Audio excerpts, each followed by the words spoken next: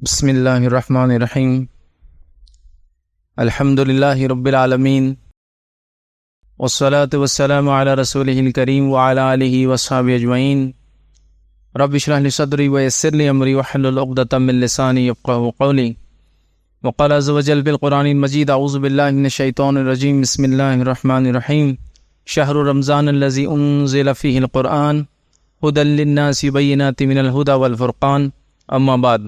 تمام تعریفیں اس اللہ عز و جل کے لائق و زیبا ہے جو تمام جہانوں کا بنانے والا اور اسے پالنے والا ہے، اور درود و سلام اس کے آخری نبی محمد صلی اللہ علیہ وسلم پر۔ الحمدللہ ہم تمام یہاں اس خطبہ جمعہ کے لیے جمع ہوئے۔ اللہ رب العزت کا بڑا فضل جود اور کرم رہا کہ ہم کو اللہ رب العزت نے اپنے زندگی میں ایک اور مہینہ رمضان کا عطا کیا اور ہمیں یہ موقع دیا کہ ہم لوگ اپنی مغفرت کا سامان اس مہینے میں جمع کر لیں۔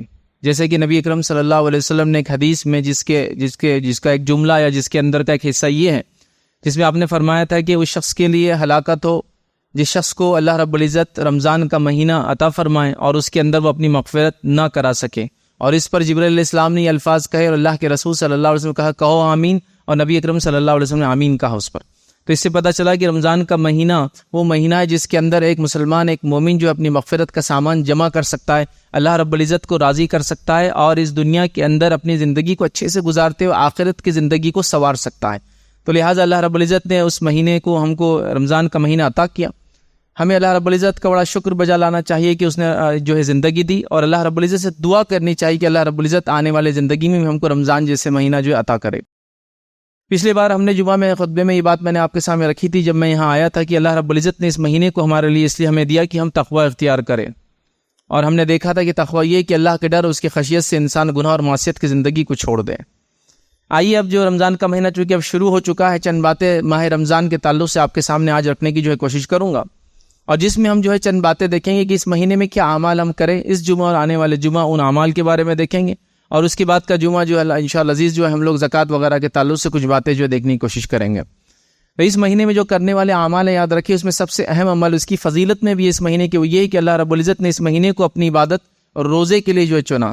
تو ظاہر سی بات ہے سب سے پہلا کام جو مجھے اور آپ کو اس ماہ میں کرنا ہے، اس مہینے میں کرنا ہے، اس منتھ میں کرنا ہے، وہ ہے روزوں کا رکھنا۔ یاد رکھیں، کوئی بھی انسان یہ کہیں گا اس میں کون سی بات نہیں ہے، روزے تو ہم لوگ رکھتے ہیں، لیکن ظاہر سی بات ہے روزے کو ویسا رکھنے کی ضرورت ہے جیسا اس کا حق ہے، ورنہ صرف بھوکے اور پیاسے رہنے کا نام تو روزہ نہیں۔ یاد رکھیں، ورنہ بھوکا اور پیاسا تو انسان مجبوری میں بھی رہتا ہے۔ تو روزے کا صحیح فائدہ اٹھائیے۔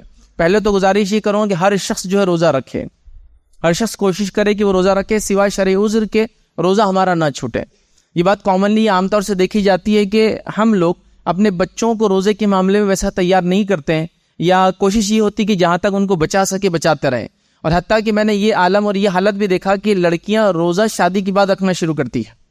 مطلب جب تک وہ اپنے ماں کے گھر میں ہوتی ہے وہ بیچاری اتنی کمزور ہوتی ہے، لاڑ پیار میں ہوتی ہے کہ روزہ ہی نہیں رکھتی ہے۔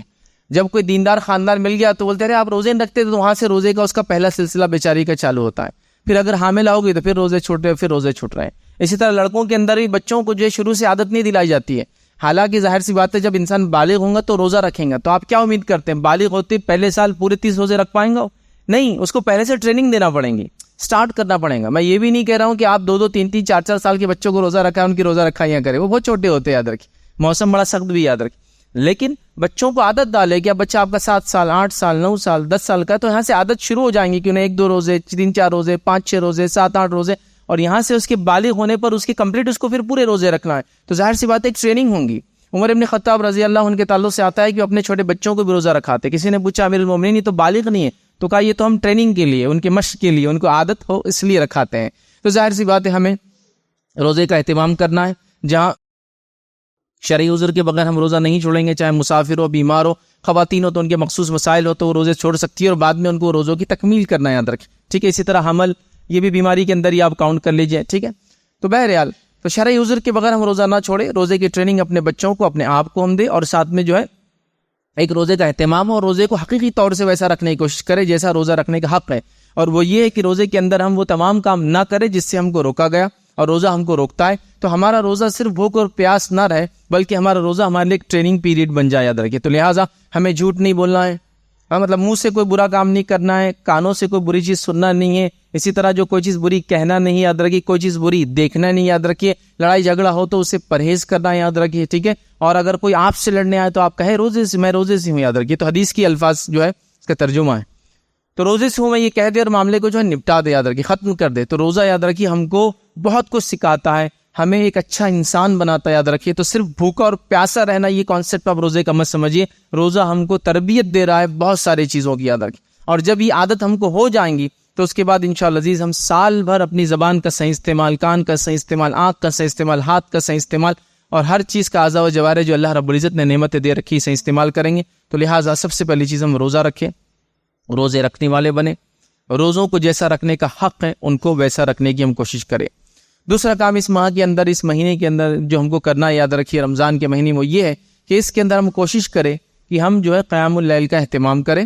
اس کو چاہے آپ تراویح کہیں یا آپ تہجد کہیں یا رات میں کسی حصے میں آپ نماز پڑھیں. رات کی نماز کا اہتمام عشاء کے بعد سے لے کر فجر کے پہلے تک، ٹھیک ہے، مطلب سحر کے آخری وقت تک ہم کچھ نہ کچھ قیام کریں.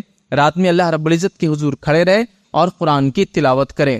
یہ بڑا اہم عمل ہے، یاد رکھیے. نبی اکرم صلی اللہ علیہ وسلم نے حدیث میں فرمایا کہ جس نے رمضان کے مہینے میں قیام کیا اس نیت سے، ایمان کے ساتھ اور اس نیت سے کہ اللہ رب العزت اس کا مجھے اجر دے گا، اللہ رب العزت اس کے پچھلے سارے گناہ معاف کر دیتا ہے. ایک روایت میں الفاظ ہے جس نے جو ہے شب قدر میں قیام کیا ایمان کے ساتھ اور اس نیت سے کہ اللہ اس کے پچھلے گناہ جو اس کا اجر دے گا، تو اللہ رب العزت اس کے پچھلے گناہ اس کی وجہ سے معاف کر دیتا ہے. تو لہٰذا ہم کوشش کریں رمضان کے مہینے میں قیام کریں، یا اس کو دوسرے الفاظ میں کو نفل نماز میں اضافہ کرے. اور نفل اعمال میں سب سے افضل عمل تہجد کی نماز ہے، یاد رکھیں. تو لہٰذا نفل نمازوں میں اضافہ کرے، یاد رکھیں. ویسے رمضان کے اندر ہوتا یہ ہے، ہونا چاہیے کیا الگ چیز، ہوتا یہ ہے کہ ہم میں سے بہت سارے لوگ، اللہ رحم کرے، میں کسی کے تعلق سے بدگمانی نہیں کرتا ہوں، ہم میں سے بہت سے لوگ فرض نماز کا اہتمام شروع کرتے ہیں. اب یہ بات ہو رہی قیام کی، یہ بات ہو رہی نفل نمازوں کی، اور ہم فرائض کا اہتمام اس میں شروع کرتے ہیں. یہ دیکھا جاتا ہے بہت سارے لوگ نماز میں ایسی کوتاہی کرتے ہیں جس کی کوئی انتہا نہیں، اور یہی چھوڑے بیٹھے رہتے ہیں. تو ان کے لیے تو بہرحال یہ مہینہ فرض نمازوں کے ٹریننگ کا مہینہ ہو جائے گا. لیکن یہاں مقصد یہ تھا کہ اس مہینے میں تو ہم سال بھر تو فرض نماز پڑھتے ہی، اب اضافہ کریں. تو ظاہر سی بات ہے ہم قیام مطلب راتوں کی نماز میں اضافہ کریں، نوافل میں اضافہ کریں، اور خاص طور سے قیام کریں، چونکہ اس کا اجر یقیناً اللہ کے رسول صلی اللہ علیہ وسلم نے فرمایا کہ پچھلے گناہ معاف کرنے والی چیز ہے. تو لہٰذا ہم سچے دل سے اللہ رب العزت کی خاطر قیام کرے، یاد رکھیں. راتوں کی نماز کا اہتمام عشاء کی نماز کے بعد سے لے کر فجر کی نماز کے پہلے یا سحر کا جو آخری وقت ہوتا ہے تب تک ہم کوشش کریں کہ نماز قائم کریں. آپ 2 رکعت پڑھ سکتے ہیں، آپ چاہے تو 4 رکعت پڑھیں، آپ 6 رکعت پڑھیں، 8 رکعت پڑھیں. نبی اکرم صلی اللہ علیہ وسلم کی سنت ہے کہ آپ رات میں، یاد رکھیے، رمضان یا غیر رمضان 11 رکعتیں پڑھتے تو 8 رکعت یہ بھی اور 3 رکعت وتر ہوا کرتی تھی، یاد رکھیں. تو لہٰذا ہم اس نماز کا اہتمام کریں. جو لوگ جلدی پڑھ لیتے ہیں عشاء کے بعد، کسی وجہ سے جاگ نہیں سکتے، تو تراویح کے نام سے پڑھتے ہیں، تو کوئی مسئلہ نہیں. آپ جیسے ہو قیام کرنے کی رمضان میں خاص طور سے کوشش کریں، اور اپنے نفس کو پھر عادی بنا لے کہ میں بعد رمضان بھی نمازوں کا اہتمام کروں گا، بعد رمضان بھی کروں گا. وہ لوگ جو رمضان کے اندر فرض کے عادی ہوئے ہیں، ہوتا ہے کبھی کی شروعات ہم نے رمضان سے سٹارٹ لی، تو پھر کوشش کرے کہ وہ رمضان کے بعد بھی آنے والے رمضان تک اس سے اہتمام کرے. پھر اگلا رمضان آئے تو موقع دار نوافل میں اضافہ کرے، پھر کوشش کرے کہ اس کے بعد آنے والے رمضان تک اس کا میں عادی ہو جاؤں، اور پھر اپنے لائف کے اندر ایسے ایک کے بعد ایک اچھے اعمال اور نوافل کو انٹروڈیوس کرتے جائے، اپنے آپ کو اس کا عادی بناتے جائے، یاد رکھیں. تو دوسرا اہم کام جو اس مہینے میں ہم کو کرنا ہے، یاد رکھیے، وہ کام ہے، یاد رکھیے، قیام کا اہتمام کرنا. اور الحمدللہ تقریباً ہر مسجد میں اس کا اہتمام ہوتا ہے. اور آج کل الحمدللہ بہت ساری مساجد میں جو خواتین کی بھی جو رات کی نماز کا، تراویح وغیرہ کا اہتمام ہوتا ہے. تو کوشش کریں ہم جو اس نماز کو پڑھیں، اور اللہ سے اس امید کے ساتھ کہ اللہ رب العزت اس کا بہترین بدلہ ہمیں دیں گا. اللہ رب العزت انشاءاللہ عزیز اس کے ذریعے ہمارے پچھلے گناہ معاف کریں گا. لیکن یہاں ایک بات اور واضح کر دوں کہ اللہ رب العزت جب تک نوافل کا ہم کو اجر یا ثواب نہیں ملتا، تب تک کہ فرض کا اہتمام ہم نہ کریں.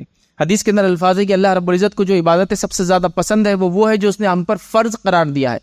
پھر اس کے بعد بندہ جب نفل پڑھتا ہے تو اللہ تعالیٰ اس کا ہاتھ بن جاتا ہے جس سے وہ کام کرتا ہے، جس سے اس کی آنکھ بن جاتی ہے جس سے وہ دیکھتا ہے. معنی یہ کہ ہر کام اللہ کے لیے کرتا ہے، دیکھتا بھی تو وہی چیز دیکھتا ہے جو حلال ہے، اور کام وہی کرتا ہے جو چیز حلال ہے، جو چیز صحیح یاد ہے. تو لہٰذا پہلے فرض، اس کے بعد یہ تمام چیزیں. اور علماء کے کئی فتاوے موجود ہیں، وہ یہ ہے کہ جو انسان توحید پر نہ ہو اور نماز قائم کرنے نہ ہو تو اس کے دیگر اعمال اللہ رب العزت قبول نہیں کرتا، یاد رکھے. تو توحید اور نماز کے بعد ہی پھر روزہ، زکوٰۃ، حج اور دیگر اعمال قبول ہوتے، یاد رکھے. تو لہٰذا ہم کوشش کریں کہ ہم جو ہے نفل کا اس مہینے میں خاص طور سے اہتمام اور قیام اللیل کا اہتمام کریں. آئیے اسی کے ساتھ ساتھ اس مہینے کے اندر جس چیز کا ہم خاص اہتمام کریں گے وہ ہے قرآن کی تلاوت. اس لیے کہ اللہ رب العزت نے قرآن میں فرمایا شہر رمضان الذی انزل فیہ القرآن، رمضان وہ مہینہ تھا جس میں قرآن نازل ہوا. تو اس مہینے کا تعلق قرآن سے بڑا گہرا ہے. اسی لیے علماء کہتے ہیں کہ شہر رمضان شہر القرآن، رمضان کا مہینہ حقیقت میں قرآن کا مہینہ ہے. تو ہم کیا کریں، اس مہینے میں تلاوت کریں. نبی اکرم صلی اللہ علیہ وسلم کا یہ معمول تھا کہ آپ پر رمضان آنے تک جتنا قرآن نازل ہوتا آپ جبرائیل علیہ السلام کو پڑھ کر سنایا کرتے. اس سے کچھ علماء نے لکھا کہ رمضان میں یہ قرآن ختم کرنا یہ سنت ہے، یاد رکھیں. ٹھیک ہے، آپ صلی اللہ علیہ وسلم پڑھ کر سنایا کرتے تھے. اور آخر بار جو آپ صلی اللہ علیہ وسلم نے جبرائیل علیہ السلام آئے، آخر رمضان آپ کو ملا، آپ نے 2 مرتبہ یہ کام کیا، 2 times اس کو ریپیٹ کیا. تو اس سے پتہ چلا کہ رمضان کے اندر قرآن کی تلاوت بڑی اہم ہے، یاد رکھیں، چونکہ اس کا تعلق اس مہینے سے بڑا گہرا ہے، چونکہ اسی مہینے میں یہ کتاب اتری ہے، یاد رکھیں. اور یہ کتاب بہت جلیل القدر کتاب ہے، یاد رکھیں. یہ تمام کتابیں جو اس سے پہلے آئی ان کی سردار ہے، یاد رکھیں. اور اتنی جلیل القدر اور اتنی جس کو کہیں گے بابرکت کتاب ہے کہ جس مہینے نازل ہوگی وہ مہینہ روزے کا اور برکت کا اور مغفرت کا مہینہ بن گیا. جس رات نازل ہوگی تو وہ رات 1000 مہینوں سے افضل بن گئی، یاد رکھیں. جس قوم پر نازل ہوگی آخر آنے کے بعد بھی یہ قوم سب سے اول جنت میں جانے والی بن گئی. تو یہ کتاب کا بڑا گہرا تعلق، اور یہ کتاب بڑی عظمت اور بلندی اور جس کو کہیں گے جو ہے عظمت والی اور بزرگی والی، یاد رکھی کتاب ہے. تو لہٰذا ہم اس کتاب کی تلاوت کرنے والے بنے. تلاوت سے یہاں میری مراد یہ بھی ہے کہ تلاوت ہم اس کو قرأت کرے، اور ساتھ میں چونکہ ہماری زبان عربی نہیں ہے تو اس کو سمجھنے کی کوشش کرے. جو زبان آپ کو بہتر لگتی ہو آپ اس کو سمجھنے کی کوشش کرے، اس لیے کہ بڑی اہم چیز ہے. یقیناً قرآن کی تلاوت کا بھی ثواب ہے، لیکن اس کی تلاوت کا مقصد تو یہ ہونا چاہیے کہ اس کو سمجھیں ہم کہ وہ کیا کہنا چاہتی ہے مجھ سے. کہیں ایسا نہ ہو کہ میں ایک چیز پڑھتا ہوں اور اسی کے خلاف کام کرتا ہوں، اس کتاب کو ہاتھ میں رکھتے ہوئے کبھی کبھار تلاوت بھی چالو ہے، کتاب بھی ہاتھ میں، اور دوسرا اس کے اپوزٹ کام کر رہا ہوں. تو کہیں ایسا نہ ہو کہ یہ کتاب ہمارے خلاف گواہی دینے والی نہ بن جائے. تو لہٰذا اس کا خاص اہتمام ہو کہ رمضان کے اس مہینے میں قرآن کی تلاوت کرنے والے ہم بن جائیں، اور ایسی عادت ڈال لیں کہ پھر سال بھر یہ عادت چلتی رہے. ابھی آج کل قرآن کے جو نئے نسخے آتے ہیں اس نسخے میں انہوں نے کیا کیا کہ اس نسخے کو انہوں نے یہ کیا کہ 20 صفحات میں ایک پارے کو ختم کر دیتے. مطلب ہر معاف کرنا 20 صفحات میں ایک پارا ختم ہوتا ہے، تو انہوں نے اس طرح سے اس کو ایڈجسٹ کیا ہے. تو یہ بہت اچھا طریقہ یاد رکھیے کہ 20 صفحے آپ نے پڑھ لیے، مطلب ایک پارا آپ کا ہو جاتا ہے. جو نئے پرنٹس آتے ہیں اس میں انہوں نے یہ کیا. تو آپ دیکھیں، آپ عادت ڈال لیں کہ اب 20 صفحات پڑھنا ہے، 10 صفحات پڑھنا ہے، جو بھی رمضان میں، اور بعد رمضان بھی اس کو کنٹینیو کرتے رہے کہ اتنے پیجز کی میں عادت ڈال دوں گا تو اتنے دن میں قرآن ختم ہو جاتا ہے. ٹھیک ہے، مطلب ایک صفحہ میں ایسا لے رہا ہوں، دونوں طرف ملا تو 600 ہو جاتے ہیں. تو اس طرح سے انہوں نے کیا، 40 ہو جاتے ویسے پیجز 1 2. تو ایسا کریں گے تو ایک پارا ختم ہو جاتا ہے ادھر. تو لہٰذا آپ قرآن لے لیں، بہت آسانی سے آپ اس کو ڈیلی روٹین بنا سکتے ہیں کہ اتنے پیجز پڑھ لوں گا تو اتنے دن میں ایک پارا آسانی سے ختم ہو جائیں گا. ٹھیک ہے، تو لہٰذا اس کا اہتمام کریں. رمضان میں کوشش کریں کہ قرآن ختم ہو، چاہے آپ اس کو نماز کی شکل میں کریں، چاہے آپ اس کو تلاوت کی شکل میں کریں. کوشش کریں کہ قرآن کو ہم ختم کریں، اور عادت ڈالیں اپنی نفس کو کہ بعد رمضان اس پہ کنٹینیو ہم پڑھتے رہیں. اور پھر اس کی بھی عادت ڈالیں کہ پھر سمجھنے کا کوئی تھوڑا بہت معمول سسٹم ہم شروع کریں کہ اس کو ہم ریڈ بھی کریں کہ وہ کیا چاہتا ہے، جو ترجمہ آپ کو بہتر لگتا ہو، جو ترجمہ آپ جس زبان میں جانتے ہو، جو اویلیبل ہو، اس کو آپ پڑھنا شروع کر دیں، تاکہ اللہ کی کتاب ہمیں کیا کہتی ہے اس سے ہمارا ایک گہرا تعلق اور رشتہ بن جائے. ورنہ یاد رکھیے یہ وہ کتاب ہے جو ہمارے خلاف روز قیامت گواہی دینے والی کہ اس امت نے جو ہے، اور نبی اکرم صلی اللہ علیہ وسلم بھی اس کی گواہی دینے والے کہ اس امت نے اس قرآن کو پیچھے ڈال دیا، چھوڑ دیا اس کو. تو لہٰذا ہم اس کو تھامنے والے بن جائیں، اور جب ہم اس کو تھام لیں گے یاد رکھیں تو پھر ہم کو دنیا میں کسی کو منانے کی ضرورت نہیں ہوگی. یہ کتاب اتنی بابرکت ہے کہ اس کے پڑھنے اور اس پہ عمل کرنے کے نتیجے میں لوگ آپ کی بات یوں ہی ماننے لگیں گے. یاد رکھیں، یہ بات سمجھنا بے حد ضروری ہے. کسی نے مجھ سے ایک بار سوال کیا تھا کہ ہم کیسے یہ چیز کو بتائے اقوام عالم کو اور تمام لوگوں کو کہ ہم ایک زندہ قوم ہیں. تو میں نے ان سے جواب دیا تھا کہ ہم جس تعداد میں عموماً جتنی آبادی ہماری ہوتی ہے، تو اگر عید کی نماز لے لیں تو عید کی نماز میں ایک بڑی آبادی مسلمانوں کی نماز پڑھتی ہے، لیکن وہ بھی 100% نہیں ہوتی کسی بھی حال میں. یاد رکھیں، کسی بھی حال میں ایک وارڈ کو آپ کاؤنٹ کر لیں تو 4-4 ہزار کی ووٹنگ ہوتی ہے، اس کے اندر ووٹ ہوتا ہے، لیکن بچے اس میں نہیں ہوتے ہیں، باہر سے آئے ہوئے لوگ نہیں ہوتے ہیں نا، 18 سال سے نیچے کے لوگ نہیں ہوتے ہیں. تو ایٹ لیسٹ اس کی آبادی 7 سے 8 ہزار ہوتی ہے، اور مسجد ایک محلے میں 1 سے 2 ہے، کیپیسٹی 3 سے 400 کی ہے. تو گویا ایک محلے میں تو 20 مسجد ہوں گی تو پورنے والی نہیں 400 کی، جو کہ آبادی آپ کی 8 ہزار ہے. چلیے اس میں سے عورتوں کو نماز مسجد میں نہیں پڑھ رہی آگے، تو 4 ہزار تو آنا چاہیے مساجد کے اندر، تو وہ بھی نہیں آتی ہے.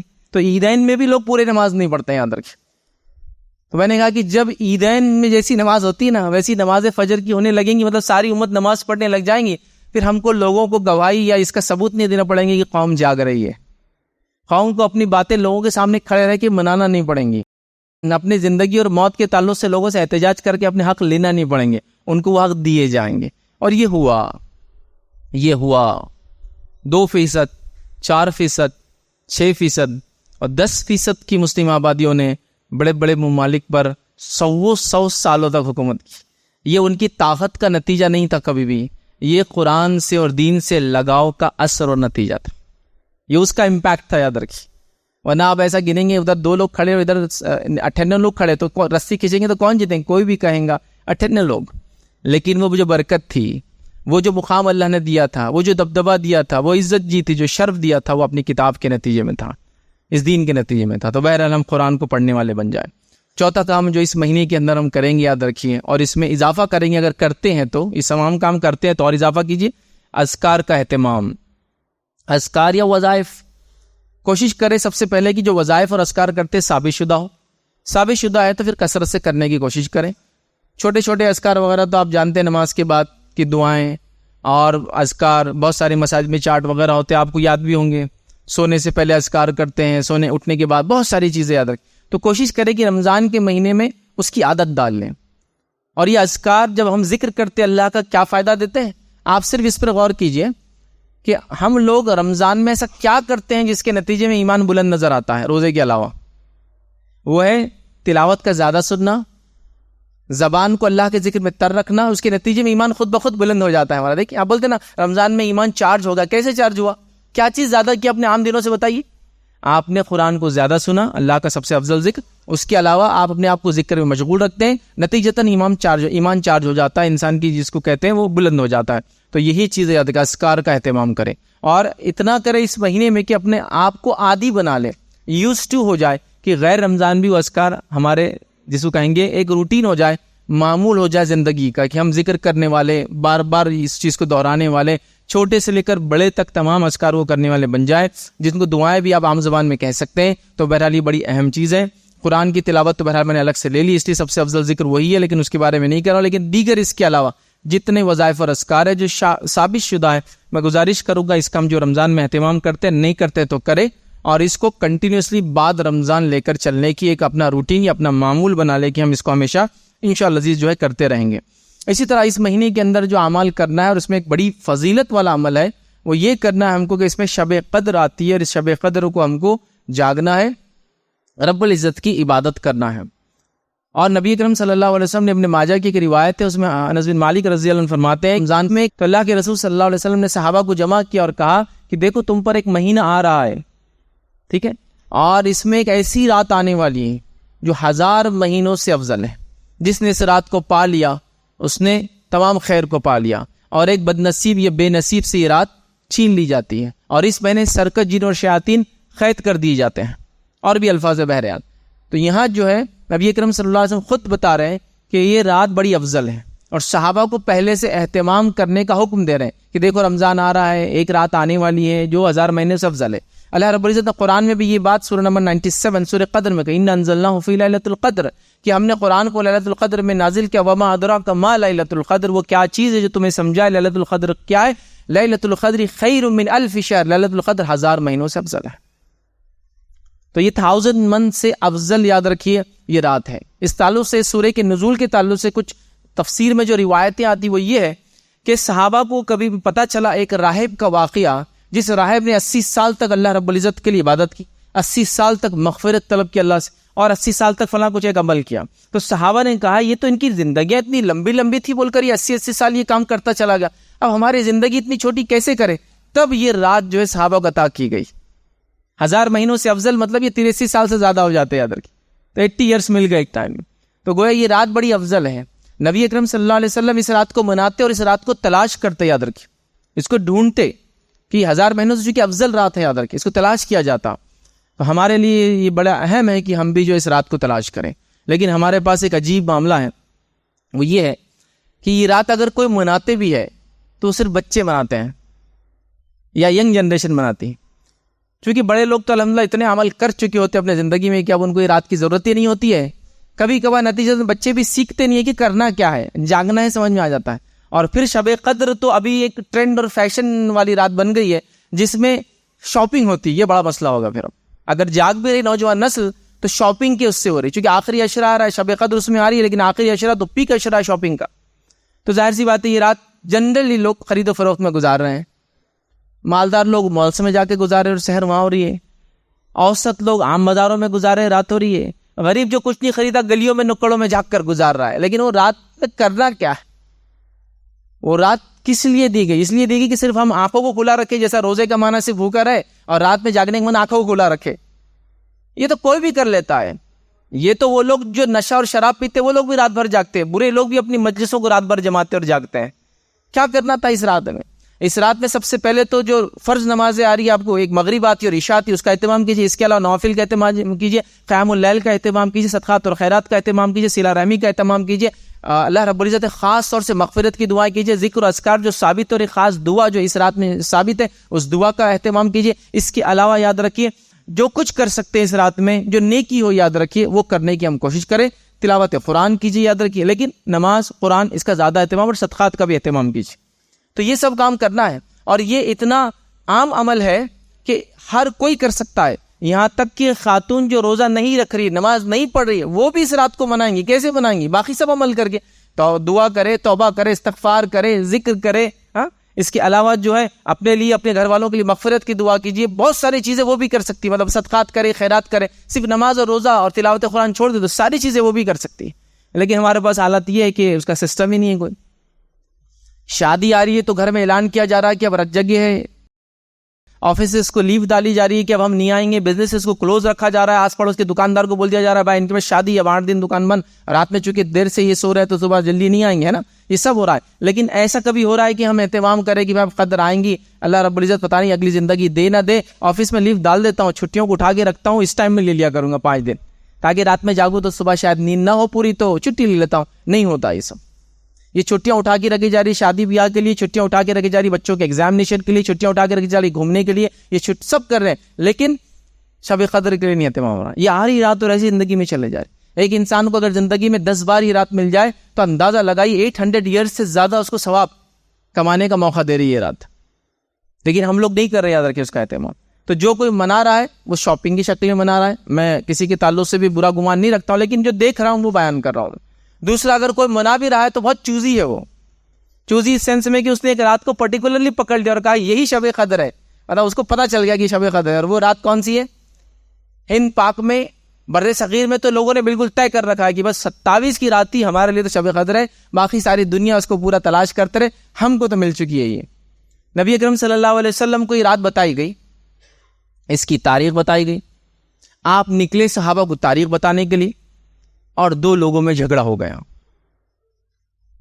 جب وہ جھگڑے کو نپٹایا گیا اس کے بعد اللہ کے رسول نے فرمایا مجھے شب قدر کی تاریخ بتا دی گئی تھی، لیکن یہ جو جھگڑا ہو گیا اس نے بھلا دی گئی. اس سے پتہ چلتا ہے جھگڑا کرنا بہت خطرناک چیز ہے. اس سے لا تعداد سائیکولوجیکل، فزیکل اور ریلیجس لاسز ہوتے یاد رکھیں. معلوم جھگڑا، فتنہ، فساد، لڑائی بھلا دی گئی. آپ نے کہا مجھ سے بھلا دی گئی. اسے پورے سال میں تلاش کرو. پھر فرمایا پورے رمضان میں تلاش کرو. پھر آخر وقت میں اللہ کے رسول صلی اللہ علیہ وسلم کا جو عمل تھا جو آپ نے بیان کیا وہ کہا کہ آخری عشرے کی طاق راتوں میں تلاش کرو. لیکن خود نبی اکرم صلی اللہ علیہ وسلم کا معمول یہ تھا کہ آپ پورا آخری عشرہ اس کو تلاش کرتے، آپ اعتکاف میں بیٹھ جاتے، رات میں عبادت کرو، قدر ہو سکتی ہے آج. تو لہٰذا کوشش کرے آخری عشرہ نہیں ہو سکتا تو پرٹیکولرلی 5 نائٹس تو آپ کو بتائے، 21ویں رات، 23ویں رات، 25ویں رات، 27ویں رات اور 29ویں رات. یہ 5 راتوں میں سے کوئی ایک رات شب قدر یاد رکھیے. اس کی علامتیں وغیرہ ہے لیکن اس کو اب نہ ڈھونڈتے ہوئے، چونکہ ہونے کے بعد پتہ چلتی نا علامتیں منع ہو جائیں گی تب ہوں گا، تو آپ کو اس رات کو عمل کرنا یاد رکھیں. ٹھیک ہے، تو لہٰذا اس کو تلاش کرنا ہے، اس کا اہتمام کرنا ہے، اس کے لیے خاص تیاری کرنا ہے. ٹھیک ہے، اور اس کو کوشش کرنا ہے کہ اللہ کی عبادت میں یہ ساری رات گزرے یاد رکھیں. یا نہیں ہو سکتا ہے تو جتنی کر سکتے ہیں، کیونکہ ہر آدمی کے پاس سہولت نہیں ہے، ہر آدمی کے پاس روزگار کا ذریعہ نہیں ہے کہ وہ 5 دن دور رہے بزنس سے تو چل جائے.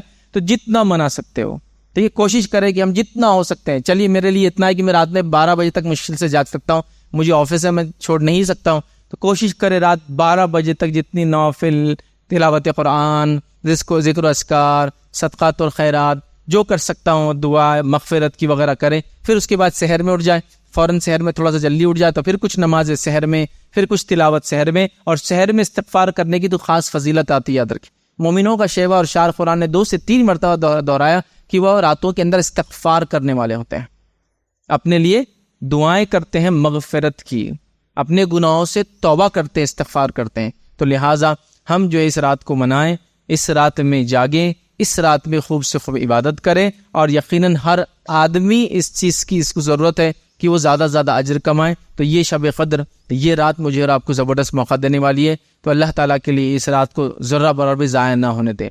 خواتین بھی اس کے لیے پلاننگ کریں، اپنے نونہالوں کو اس کے لیے تیار کریں. اور گھر میں اگر یہ ماحول ہو نا روزے کا، تلاوت قرآن کا، نماز کا، تو آپ دیکھیں گے ینگ جنریشن بغیر سکھائے کہ کچھ چیزیں آپ سے لیتی رہتی ہے، غیر شعوری طور سے وہ سیکھتی رہتی ہے. تو جن گھروں میں اس کا اہتمام ہے، بچے خود بخود وہ کرتے ہیں، وہ ان کا پارٹ ہو جاتا ہے، ان کے اپ برنگنگ جس کو بولتے ہیں، ان کی تربیت کا حصہ بن جاتی ہے وہ سب چیزیں، کہ وہ اسی طرح سے آگے بڑھتے ہیں. اس لیے بولتے ہیں نا بچوں کی اچھی تربیت کرو. تو ہم کو کیا لگتا ہے تھوڑی دیر بیٹھ کر برین اسٹارمنگ کر کے کچھ تو بھی ایک چیز بنا کے دینا ہے. آپ خود عمل کرتے رہے بڑے تو بچوں کی تربیت ہوتی ہے. حتیٰ کہ آپ یہ دیکھیں گے کسی محلے میں اگر محلے کے بڑے لوگ سارے لوگ یہ عمل کرتے ہیں تو بچے خود بخود اس محلے کی شروع کر دیتے ہیں عمل، اس لیے کہ وہ دیکھتے ہیں کہ سب یہ کرتے ہیں بڑے اس محلے کے.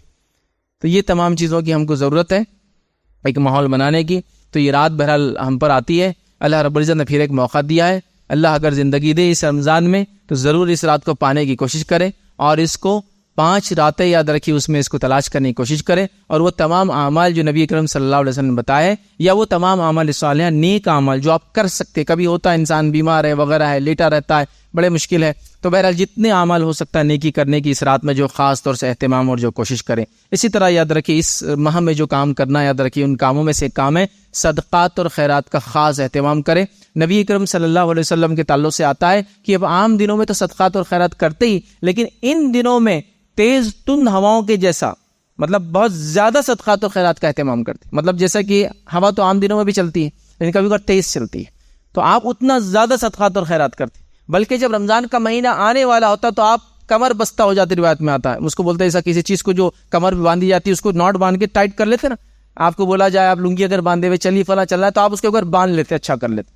تو آپ صلی اللہ علیہ وسلم ریڈی ہو جاتے اس منتھ کے لیے، اس کا معنی ہے تیار ہو جاتے اس مہینے کے لیے، اس میں زیادہ زیادہ عمل کرنا، اور صدقات اور خیرات میں آپ اور اضافہ کرتے، بڑھوتری کرتے.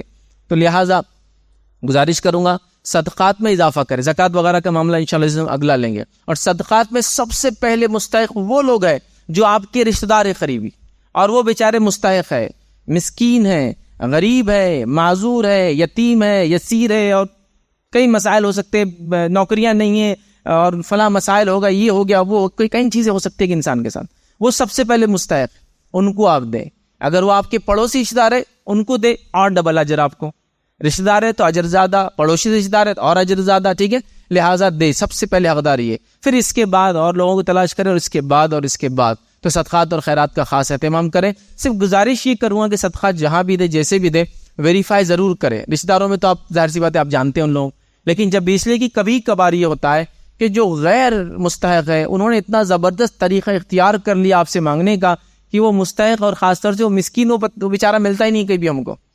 چونکہ مسکین آپ کو بولنے والا نہیں کہ مجھے چاہیے، لیکن اس کے حالات سے آپ کو اندازہ ہوتا ہے. اس کو ایک کھجور، 2 کھجور یا روپیہ 2 روپیہ اس کا مسئلہ حل بھی نہیں ہوتا، لیکن وہ بول بھی نہیں سکتا.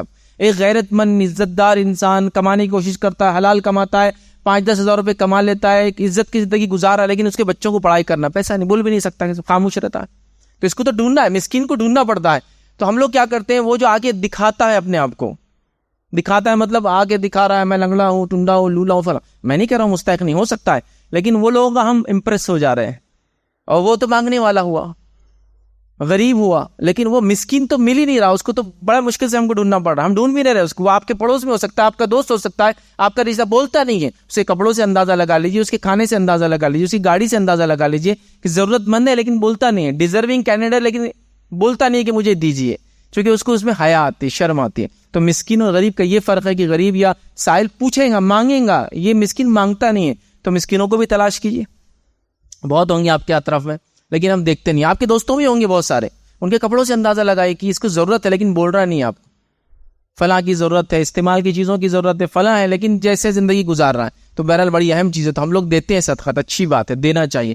لیکن کبھی کبھار وہ کینڈیڈیٹ جو آپ کو بتاتا ہے میں ڈیزرونگ ہوں، میں ضرورت مند ہوں، آپ دے دے رہے ہیں، اور وہ جو بازو ہوتا ہے لیکن کچھ بولتا نہیں ہے، آپ کو دیکھتا ہے کہ شاید کبھی آدمی پہچان لے میری حالت سے، آپ اس کو دیکھتے نہیں ہیں۔ کبھی ساتھ میں بیٹھے ہوئے ایک انسان کو اس ساتھ کھانا کھا رہے وہ ڈبہ کھولتا ہے آپ کے ساتھ، اس کے ڈبے کو دیکھ کے بھی آپ کو اندازہ ہو سکتا ہے کہ اس کے اندر کا کنٹینٹ کھانا اور ڈبے کی حالت بتاتی ہے کہ ضرورت مند ہے لیکن بولتا نہیں ہے۔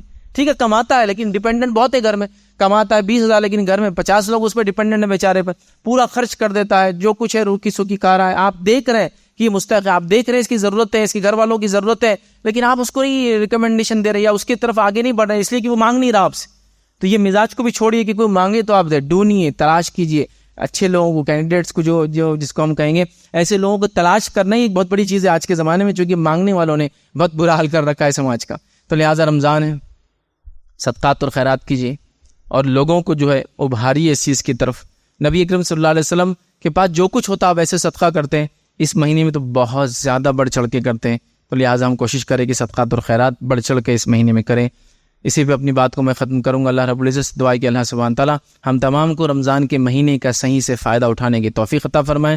اللہ رب العزت اس مہینے کو ہمارے لیے مغفرت کا مہینہ بنا دے۔ اللہ رب العزت جو ٹریننگ اور جو عبادتیں اور جو مشقتیں اور جو اپنے نفس کو ہم عادت ڈال رہے اس مہینے میں، ان عادتوں کو، ان اچھی چیزوں اور خصلتوں کو بعد رمضان بھی ہمیں جو باقی رکھے۔